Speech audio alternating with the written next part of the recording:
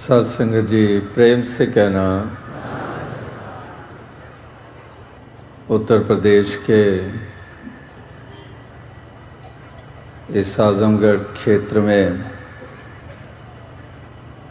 इसी प्रांत का सालाना प्रांतीय संत समागम निभाया जा रहा है, जिसमें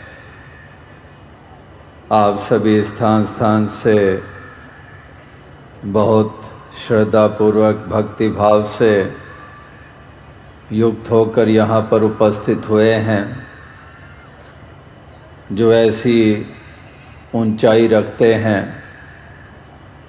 भले ही कहने को कोई कहे कि गांव में रहने वालों के पास एजुकेशन कम होती है या कहीं आर्थिक दृष्टि से पिछड़ापन होता है, लेकिन जहाँ सत्य की ज्योत जग जाती है, भक्ति भाव प्रेम भाव स्थापित हो जाता है, वो कहीं पिछड़ा नहीं होता, वो बहुत ऊंचा हुआ करता है। तो इस प्रकार से इस ऊंचाई तक पहुँचे हुए आप सभी यहाँ पर उपस्थित हैं, और इस रूप में ऊंचाई संतों की दृष्टि से तो है ही है, मानवता की दृष्टि से है ही है, लेकिन इस ऊंचाई के साथ साथ जुड़ी होती है विनम्रता भी, एक दास भावना भी, एक अकर्ता भाव भी। तो इस प्रकार से ऐसी अवस्था में रहकर आप सभी यहाँ पर इस समागम को शोभायमान कर रहे हैं।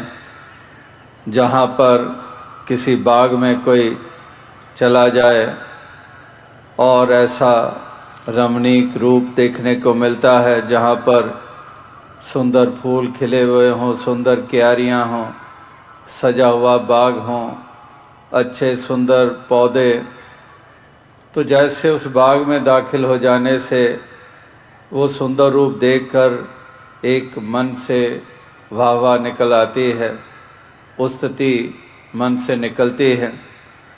इसी प्रकार से ये भी सजे हुए फूल महक देने वाले प्यार की, इसी प्रकार से मानवीय गुणों से युक्त होकर इस सत्य परमात्मा ईश्वर निराकार का यशोगान कर रहे हैं। तो आओ साथ संगत, कहने का तात्पर्य यही है कि संत महात्मा भक्तजन वो हमेशा हमेशा ही ऐसी एक सुंदर भावनाओं से युक्त होकर इस संसार को वो देते आए हैं, जैसा कि आज भी ये देन दी जा रही है। एक ऐसी ठंडी फुहार, जहाँ तपता हुआ एक कोई स्थान हो, जहाँ तपश हो, और वहाँ पर ठंडी फुहार हो जाए। जैसे अभी सर्दियाँ, इतनी ठंड, और आगे समय हम जानते हैं वो भी महीने आ जाते हैं, अभी बसंत ऋतु चढ़ी है, और किस प्रकार से फिर वो भी समय आ जाता है जब इतनी तपश होती है, एक एक बूंद को तरसते हैं, ख्वाहिश करते हैं कि कहीं बादल बने, बरसात हो। तो इस तरह से एक तपती हुई धरती के ऊपर जैसे बरसात का जल गिर जाए, ठंडी फुहार, सभी नाच उठते हैं और इस कदर बहुत राहत महसूस करते हैं। इसी प्रकार से एक तपते हुए हृदयों के ऊपर ये ठंडी फुहार ये जब गिरती है तो ये तपते हुए हृदय भी शीतल हो जाते हैं। इस प्रकार से ये भक्ति, ये प्रेम, ये करुणा, ये प्रभु निराकार का एहसास, तो इस कदर ये शीतलता ही इस मन में स्थापित हो जाती हैं।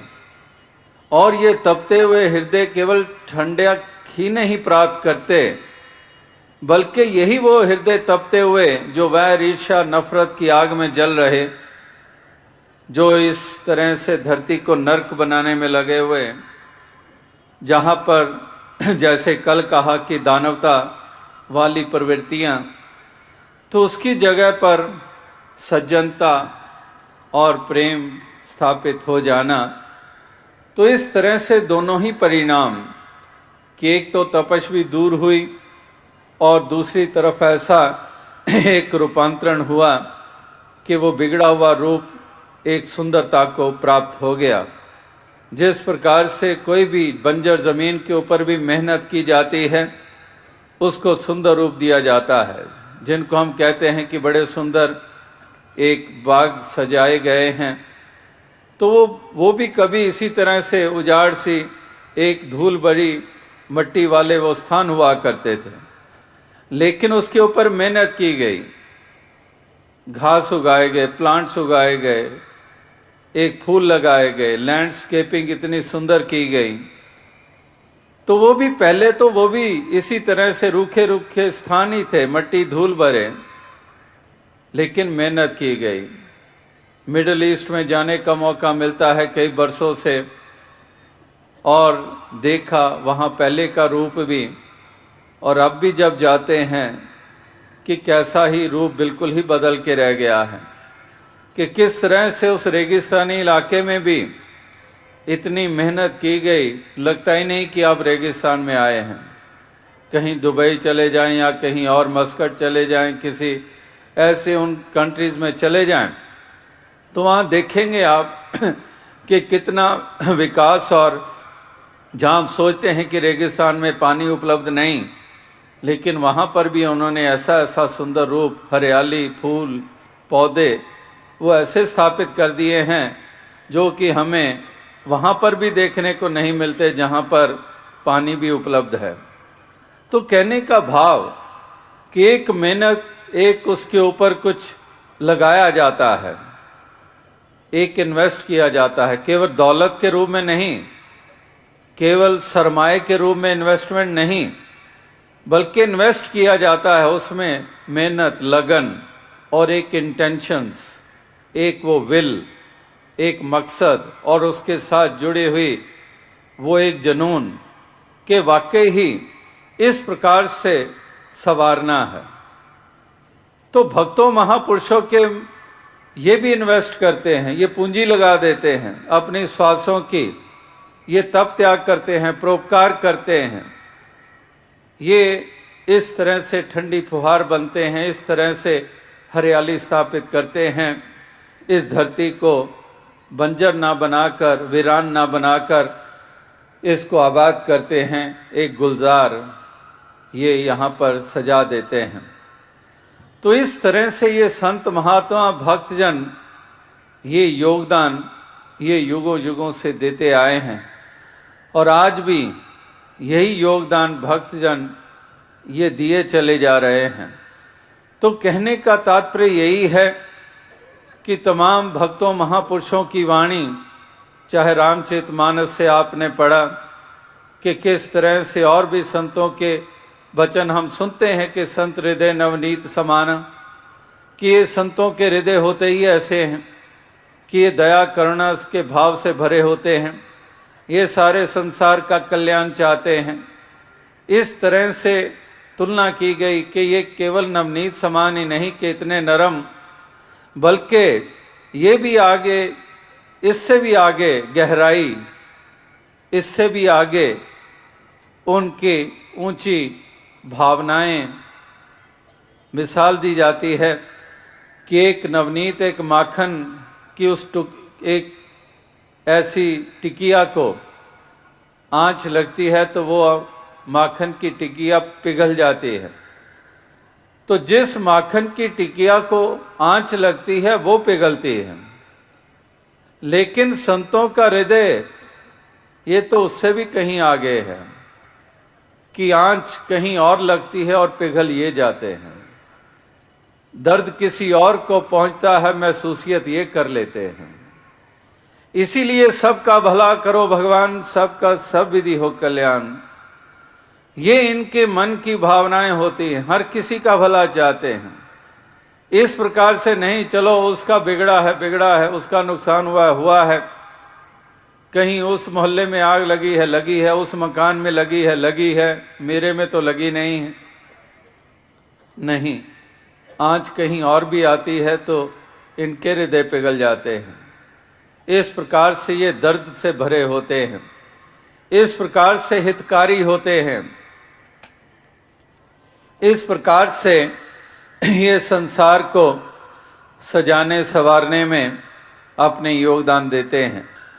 तो आओ साध संगत, कहने का भाव यही है कि महापुरुष संत जनों की महिमा तभी मानी गई है, इसीलिए इनका रुतबा इतना ऊंचा माना गया है।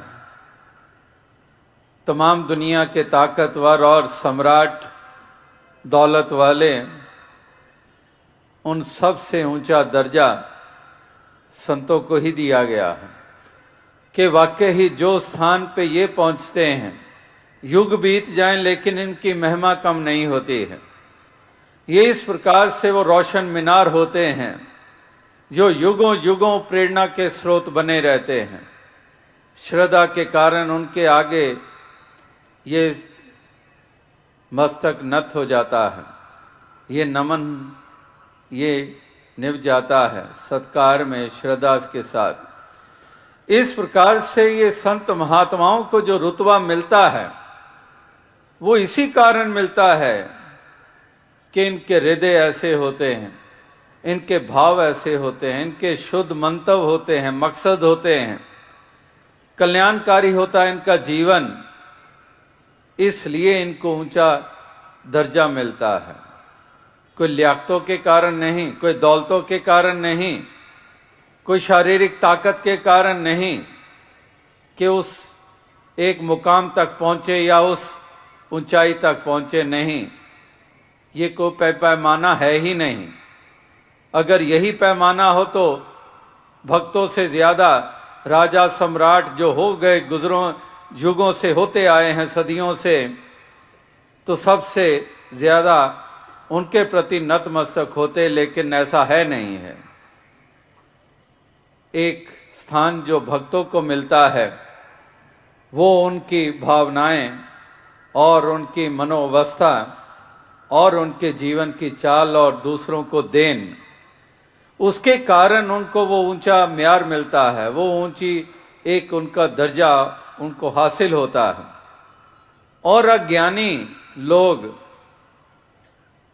क्योंकि अज्ञानी हैं, वो भक्तों को उस प्रकार से देख भी नहीं पाते हैं, वो उन संतों महात्माओं को भी नीची दृष्टि से देखते हैं। इसीलिए संतों, ज्ञानी जनों, गुरु पीर पैगंबरों के ऊपर भी जुल्म करते रहे, उनको बदनाम करते रहे। हजरत मोहम्मद साहब के साथ क्या कम हुई, हजरत ईसा मसीह जी के साथ क्या कम किया गया। कितने जुल्म, जिन्होंने केवल प्यार का पाठ, प्रेम का पाठ, सहनशीलता का पाठ पढ़ाया, उनके साथ क्या सलूक किए गए। इसी प्रकार से भगवान राम को भी एक हफ्ता नहीं 14 बरस जाना पड़ा, और किस प्रकार से कारण कोई भी बना हो, लेकिन किस तरह से वहाँ पर कांटों पे चलना और थोड़ा समय बीतना, फिर राक्षसों से सामना, इस प्रकार से हम देखते चले जाएं। गुरु साहिबानों के ऊपर भी कितने जुल्म किए गए, तत्ते तवों पे बिठाया गया और शीश लिए गए, इत्यादि ऐसे जुल्म किए गए। भक्त प्रहलाद की भी जिक्र आप कल भी सुन रहे थे, अभी भी होली का जिक्र महापुरुषों ने गा गा कर कल भी होली के बारे में जिक्र किया। आज भी जो आने वाले समय में वो भी त्यौहार रंगों वाला आने वाला है, और उसके साथ जुड़ा हुआ है इतिहास का पहलू, जहाँ हिरण्यकश्यप का नाम, होलिका का नाम, भक्त प्रहलाद का नाम।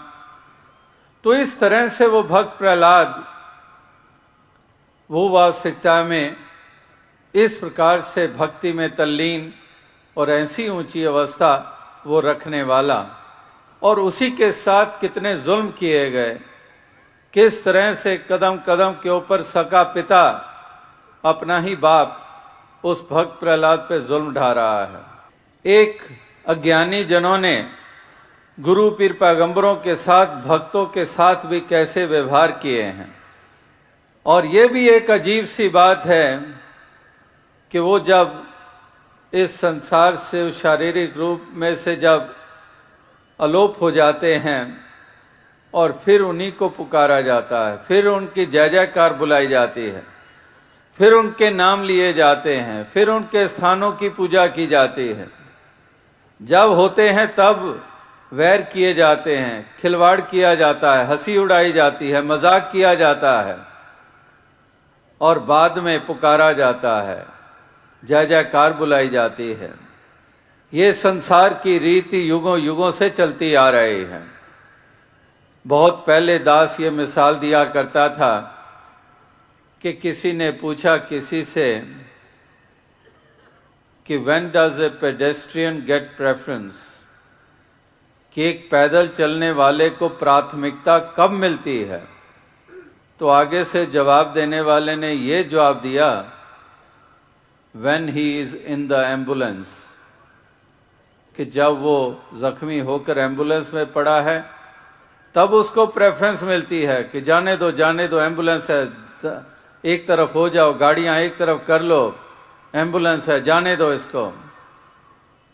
तो ये जब कोटेशन पड़ी कहीं पर तो वही ध्यान आया कि यही कुछ तो होता आया है कि जब संत महात्मा, गुरु पीर पैगंबर प्यार का, सत्य का पैगाम दिए चले जा रहे थे और उस वक़्त वो राह दिखाने वाले सत्य का उसी को ही भटका हुआ कहकर उनको दुत्कारते रहे।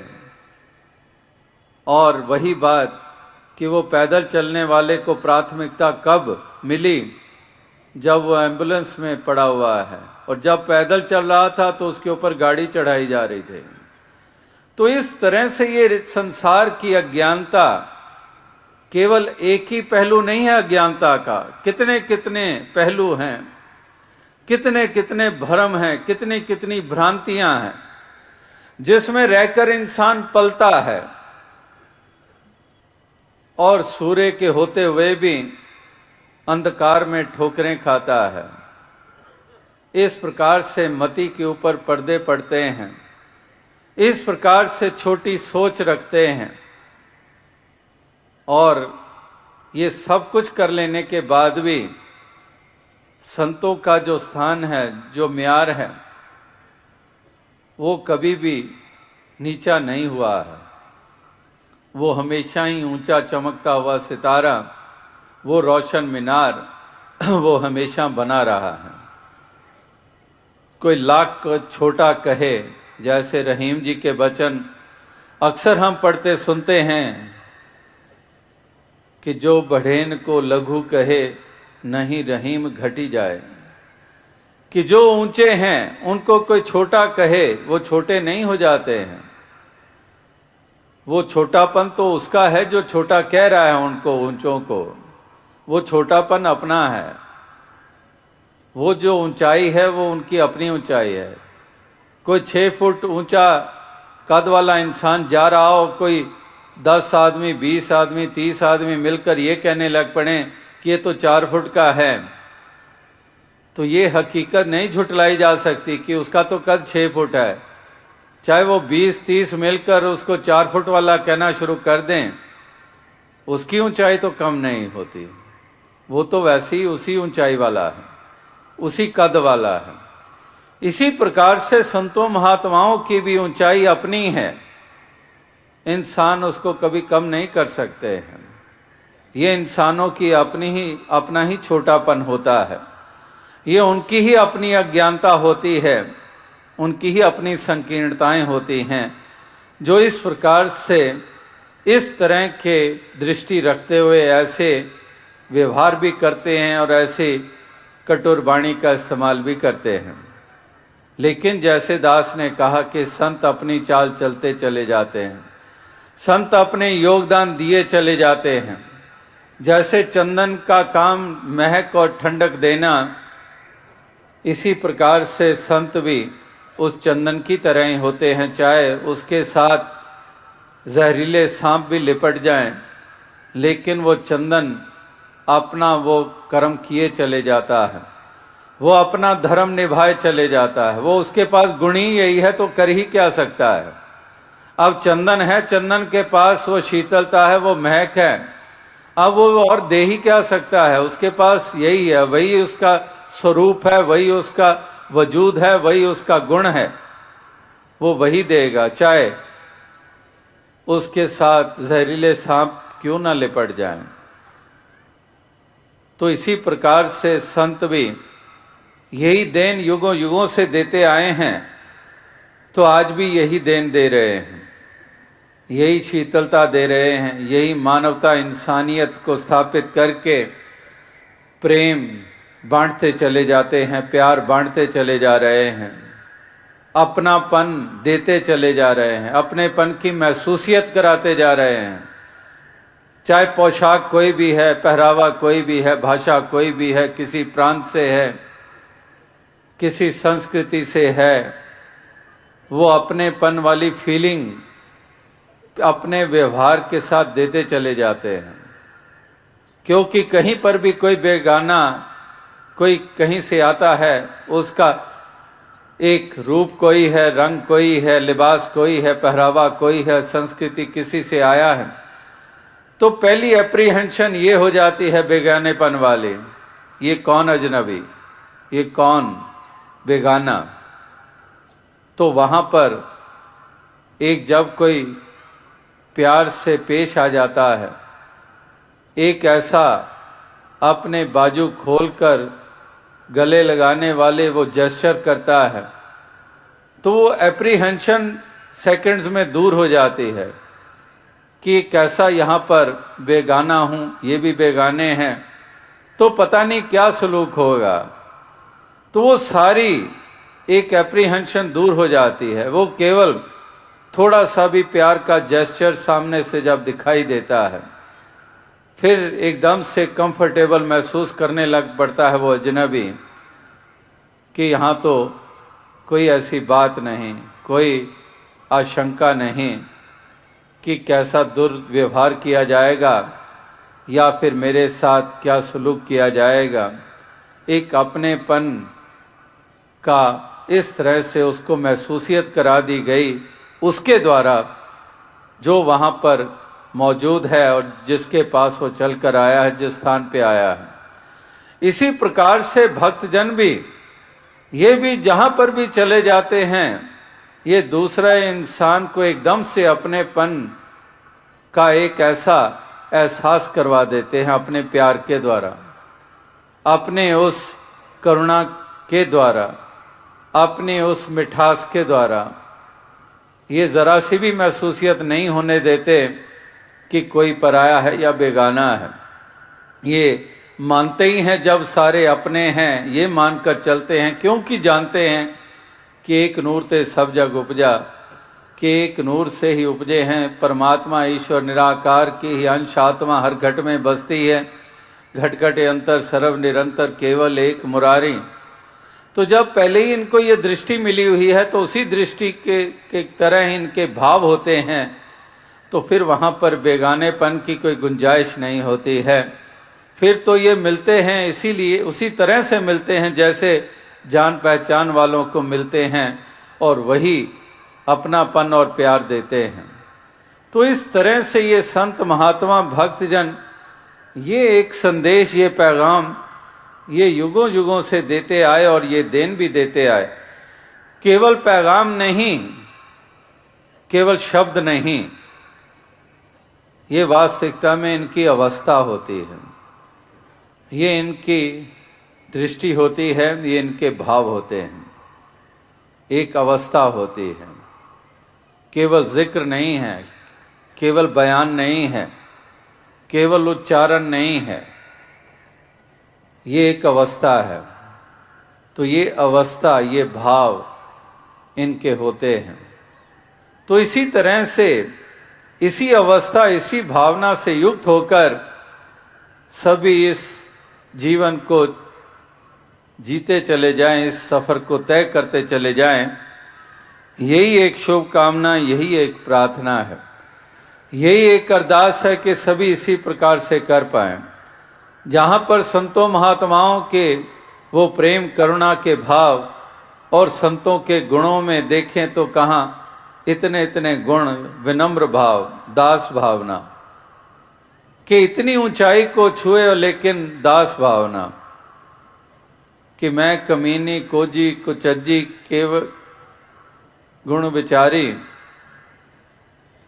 बुल्ले शादे लायक नाई शाह नाय तारी, कि मैं कुचज्जी हूँ, कोई मुझे सलीका नहीं आता है जीने का, कोई मुझे मालूम नहीं शिष्टाचार क्या होता है, नहीं मालूम मुझे कोई और पढ़ाइयों का, नहीं मुझे वो तरीके आते, तौर तरीके आते, तो मैं कर्म करके भी बहुत पीछे हूँ। तो इस तरह से पंजाबी में कह रहे हैं कि मैं कमीनी कुचज्जी कोजी बेगुण कवण विचारी, बुल्ले शादे लायक नाई शाह नायत तारी। इसी प्रकार से कबीर जी कहते हैं, विनम्रता देखो कि कबीर सब ते हम बुरे हम तज भलो सब कोय। इस तरह से ये भी एक गुण होता है भक्तों के जीवन में, जो अपने आप को विनम्र बनाकर चलते हैं। अहम का भाव नहीं होता है। जब भक्त कह रहे हैं तो भक्ति में होते ही ये भाव है, ये दिमागों की खेल नहीं है। एक कोई दिमागों में तो अहम ही होता है, ये दिमागी खेल खेलने वाले अहम से ही भरे होते हैं। लेकिन यहाँ पर हृदय, एक हृदय जो इस तरह से भाव से भरे हुए हैं, प्रेम भाव से भरे हुए हैं, विनम्र भाव से भरे हुए हैं, तो इस तरह से, इसलिए भक्त महापुरुषों की ये भी एक विशेषता है, संसार के इंसान के तुल्य। संसार को देखते हैं तो वहाँ पर एक कठोरता, वहाँ पर अभिमान, अहंकार, इससे ही वो युक्त रहते हैं। जिस तरह से कहने वालों ने कहा है कि आदमी के बारे में ये बात समझने वाली है कि सर जितना भरा हुआ है दिल उतना ही खाली है। सर जितना भरा हुआ है, एक दिमागों की खेल, केवल टीका टिप्पणी और दलीलों का सहारा लेना, तो इस तरह से सर जितना भरा हुआ है दिल उतना ही खाली है। अंग्रेजी में कहावत है, a loving heart is far greater than all the heads of the world. A loving heart, एक प्यार करने वाला दिल, वो all the heads of the world के वही बात कि जो इस तरह से गुरूर में सर उठाए फिरते हैं, जो मगरूर हैं, जो इस तरह से अहंकार अभिमान से भरे रहते हैं, थोड़ी सी भी ताकत मिल जाए तो अभिमान, थोड़ा सा भी हुनर मिल जाए अभिमान, थोड़ी सी भी दौलत आ जाए अभिमान, थोड़ी सी भी विद्वता आ जाए तो हर किसी को मूर्ख करके ही देखने लग पड़ते हैं। तो इस तरह से अभिमान नहीं, भक्तों का गुण होता है विनम्रता। ये दास भावना से युक्त होते हैं, ये इस प्रकार से ऐसी हलीमी से युक्त होते हैं जिसके कारण ये ऊंचाइयों को प्राप्त करते हैं। आपस को जो जाने नीचा सही गनिए सब ते ऊंचा, कि आपस को यानी कि अपने आप को निमाना मानते हैं, इसलिए इनकी गिनती ऊंचों में आती है। इस प्रकार से ये ऊंचाइयों को प्राप्त करते हैं क्योंकि विनम्र होते हैं। और वाकई ही जो अभिमान में चूर सर बुलंद करते हैं, जो एक मगरूर सर वाले होते हैं, तो वो वास्तविकता में उनको भी कहा गया, हालांकि इतिहास भी बताता है और महापुरुषों के वचन भी बताते हैं कि एक शायद सवारों रास्ते में खंडहर भी होंगे, वहाँ पर रुका करो कि एक सवार हो, मगरूर हो, और जिस तरफ से जा रहे हो, घोड़े के ऊपर सवार होकर जा रहे हो, बड़ा सीना तान कर, सर उठाकर, और ये भी नहीं देख रहे सामने कौन आ रहा है, कुचलते जा रहे हो, तो शायर कहता है कि शायद सवारों, रास्ते में कई खंडहर भी होंगे, कुछ देर वहाँ रुका करो। उसके कहने का भाव ये है कि वो खंडहर की तरफ देखकर इतनी केवल सोच, केवल इतना ख्याल ले आओ कि ये भी कभी महल हुआ करते थे, यहाँ भी कहीं राजा महाराजा हुआ करते थे, लेकिन आज खाक बन गए हैं और ये आलीशान महल खंडहर बन गए हैं। तो शायद सवारों, उन खंडरों की तरफ भी अवश्य ध्यान दिया करो, यूं ही गरूर ना रहा करो। ये एक मगरूर सर बुलंद कि इस तरह से ये कोई बुलंदी नहीं है कि एक मगरूर सर उठाए फिरें और सोचे कि ये बुलंदी है। ये बुलंदी नहीं है, ये नीचापन है, ये पतन का कारण बनता है। इस प्रकार से इतिहास के पन्ने हिरण्यकश्यप वही मगरूर, लेकिन उसको सबसे नीचा माना जा रहा है। इसी प्रकार से जहाँ पर वो अपने नीचा होने के सबूत देते हैं, जो गुरूर वाले होते हैं, वहाँ पर अपने पतन का कारण भी वही बनते हैं, अपने पतन का भी कारण वही बनते हैं। कोई कहे कि ये कैसे डूब गया, तो कहते हैं कि इसका अपना अभिमान है, इसको ले डूबा, इसका अहंकारी इसको ले डूबा। चाहे वो फिर दुर्योधन हो या रावण हो या हिरण्यकश्यप हो, कोई भी हो, इसका गुरूर ही इसको ले डूबा।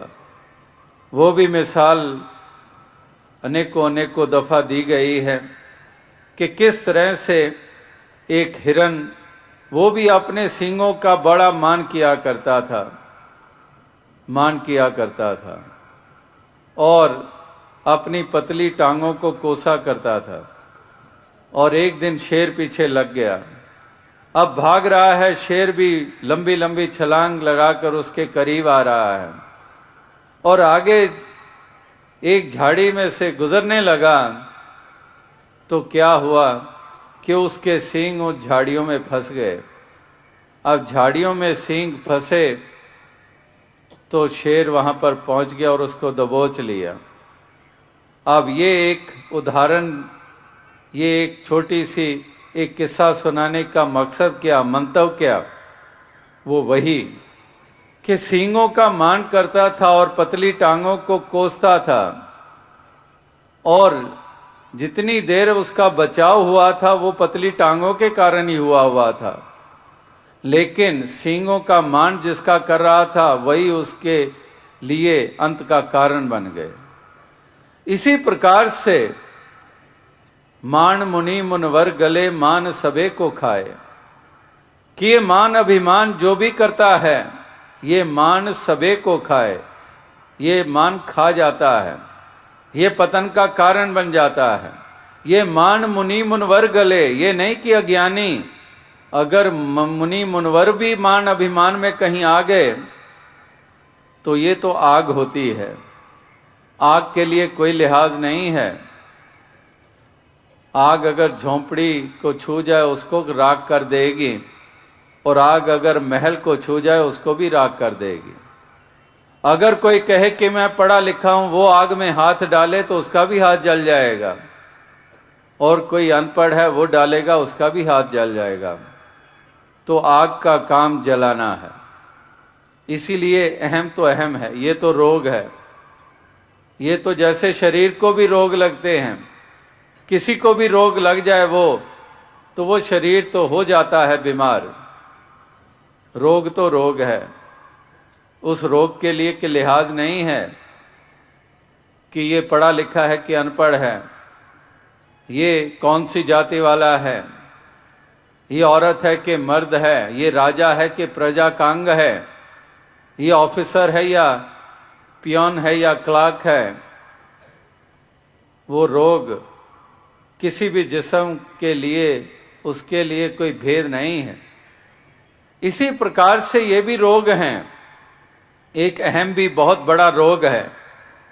ये भी एक ऐसी आग है जिसको भी छू जाए जो उसका ही नुकसान कर डालती है।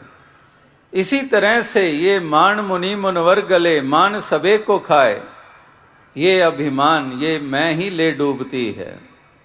मारा गया वही जिसने कहा कि मैं बड़ा, कि जो इस तरह से मैं करता है वही अपने पतन का कारण बन जाता है।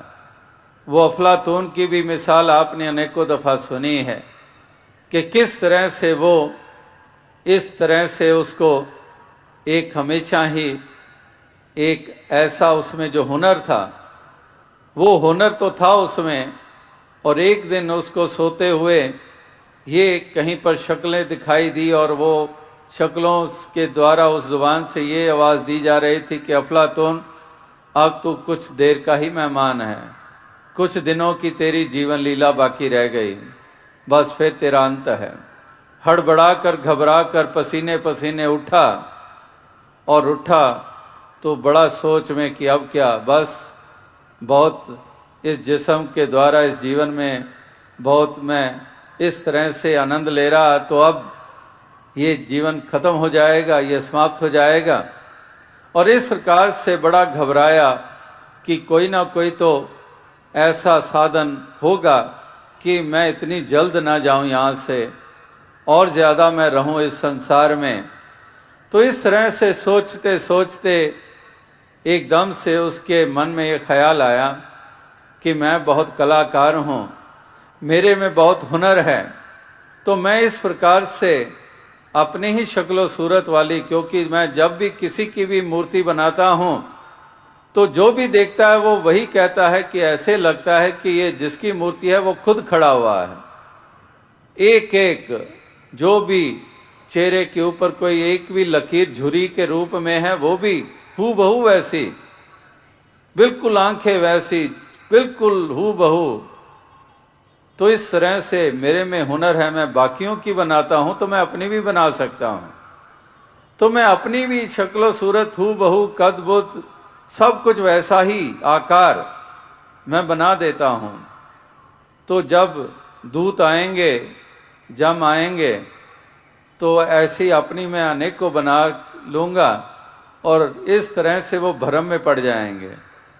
तो यही हुआ कि उसने अपनी जैसी दर्जनों बना डाली वो मूर्तियाँ हूबहू अपने जैसी, और वो भी वहाँ पर मौजूद। वो दूत आए और ये थोड़ी देर श्वास रोककर खड़ा हो गया।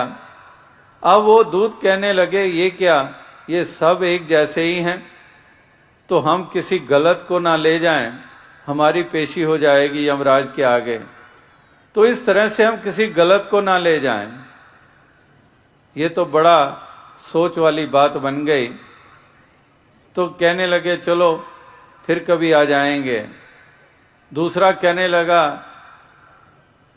लगा ये तो कमाल है, ये तो कमाल का कलाकार है ये अफलातून, ये तो कमाल का है, लेकिन इसमें एक कमी है। जब ये शब्द सुना वो अफलातून उन मूर्तियों में ही आप भी खड़ा था सांस रोक के, कहने लगा कौन आया है मेरी कमी निकालने वाला। बरसों से मैं परफेक्ट एक ऐसी मूर्तियां बनाता आ रहा हूं, आज तक किसी ने नहीं कहा कौन आया है जो कह रहा है कि कमी है अफलातून में। तो वो दूत कहने लगे आजा, तुझे ही ढूंढ रहे थे। तो कहने का भाव क्या है कि इस प्रकार से ये उदाहरण और कहानियां और किस्से सुनाने का मतलब ही यही होता है कि ये बात जहन में हमारे बैठ जाए कि कब किसी का पार उतारा हुआ है या ऊंचाइयों को छुआ है अभिमान के कारण।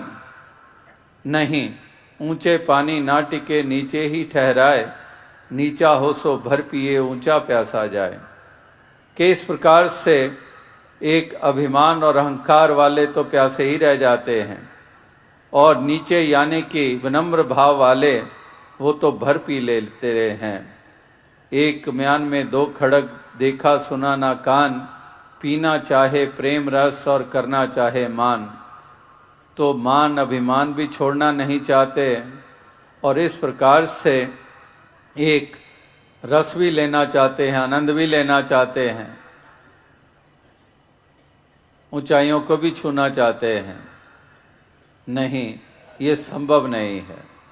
इसलिए महापुरुष संत जन एक विनम्रता की तरफ प्रेरित करते हैं कि हमने विनम्र रहना है, हमने दास भावना से युक्त होकर रहना है, किसी चीज़ का मान नहीं करना है, ना दौलत का, ना विद्वता का, ना इल्मों का, किसी चीज़ का भी नहीं। एक विनम्र भाव से जीना है, दास भावना से जीना है, प्रेम भाव से जीना है, प्यार से जीना है। 3 दिनों से ये प्यार का ही तो जिक्र हो रहा है, प्रेम का ही तो जिक्र हो रहा है। प्रेम से प्रगट हो ही मैं जाना, प्रेम का ही जिक्र हो रहा है कि जिन प्रेम कियो ते नहीं प्रभ पायो, कि प्रेम का ही जिक्र हो रहा है, प्यार का ही जिक्र हो रहा है। तो भक्तों के हृदय में भी प्रेम ही होता है। ये प्रेम के स्वरूप होते हैं, प्यार के स्वरूप होते हैं और इस प्रकार से ये प्यार देते ही चले जाते हैं, ये प्यार की गंगा बहाते ही चले जाते हैं, ये प्यार भरा जीवन जीने वाले होते हैं। तो इस प्रकार से ये प्यार करते चले जाते हैं। और कल से परसों से जिक्र हो रहा है प्रेम का, प्यार का और साथ साथ नफ़रत का भी जिक्र हो रहा था। तो प्यार भरा जीवन जीने की प्रेरणा दी जा रही थी, नफ़रत से दूर हटकर जीवन जीने की प्रेरणा दी जा रही थी। तो ये प्यार करना, ये आ जाए जिसको, वाकई ही उसको जीना भी आ जाता है। जिसको प्यार करना नहीं आया उसको जीना भी नहीं आया है। इस प्रकार से वो इंसान नियत से भी वंचित रहता है अगर ये प्यार उसके जीवन में नहीं है। नफ़रतों से युक्त होकर जीवन जीते हैं। तो नफ़रत करने वाले भी प्यार करते हैं। तो ये जब बात कोई सुने तो सोच में पड़ जाएगा कि ये क्या बात, नफ़रत करने वाला प्यार, ये दोनों की तुलना ही कोई नहीं है, ये कोई मेल ही नहीं है, कोई मिलाप ही नहीं है। तो जब ये आगे से शंका रखी गई तो ये कहना पड़ा कि नफ़रत करने वाले को भी प्रेम है, लेकिन उसको नफ़रत से प्रेम है। इतना प्रेम है कि उस नफ़रत के दामन को छोड़ने को तैयार नहीं है। और भक्तों को प्रेम है प्रेम के साथ, उनको प्यार प्रिय है, इसलिए वो प्यार का दामन नहीं छोड़ते हैं। और नफ़रत करने वाले को भी प्रेम है, लेकिन वो नफ़रत से इतना प्यार करते हैं कि सोचते हैं कि कहीं नफ़रत करना छोड़ दूंगा तो पता नहीं मैं खाली हो जाऊंगा। तो उनको नफ़रत प्रिय है, वो नफ़रत से प्रेम करते हैं, वो अभिमान से प्रेम करते हैं। भक्त विनम्रता से प्रेम करते हैं, वो प्यार से प्यार करते हैं। इसी प्रकार से ये अद्भुत सा ही एक ऐसा एक स्वरूप है जो हमें देखने को मिलता है। तो संत महात्मा भक्त जनों के जीवन से प्रेरणा लेनी और उनका अनुकरण करना, उनका अनुसरण करना, यही एक इस प्रकार से महापुरुषों के प्रेरणादायक वचन उस तरफ ही हमें अग्रसर करते हैं।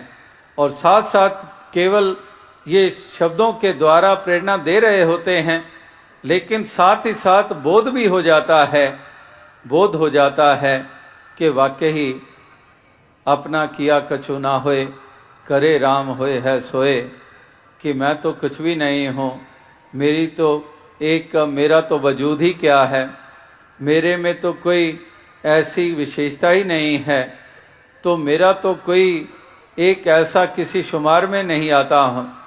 एक समुद्र के किनारे रेत इतनी ज़्यादा बिखरी पड़ी हुई है उस तट के ऊपर, और वहाँ पर उस रेत के एक कण का भी कुछ वजूद होता है, तो मेरी तो उतनी भी कोई भी मेरी भी तो उतनी भी कोई अहमियत नहीं है।